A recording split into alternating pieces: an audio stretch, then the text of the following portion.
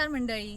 रानभाज्यांमध्ये पुढची भाजी आहे कोळूची भाजी. याला फोडशी पण म्हणतात. हे एक ग्राउंड ऑर्किड आहे. याला आधी फुलं येतात. ह्याला एक कंद पण असतो. ह्याची भाजी केली जाते ह्या पानांची. तर आपण काय करतो की हा कंद काढत नाही, कारण की आपल्याला ते प्रिझर्व करायचं आहे. आणि आपण ह्याची 3 पानं आपण अशी मधली ठेवून देतो आणि बाकीची पानं काढतो. याला फोडशी पण म्हणतात. तुमच्या भागामध्ये काय म्हणतात हे नक्की कमेंटमध्ये सांगा.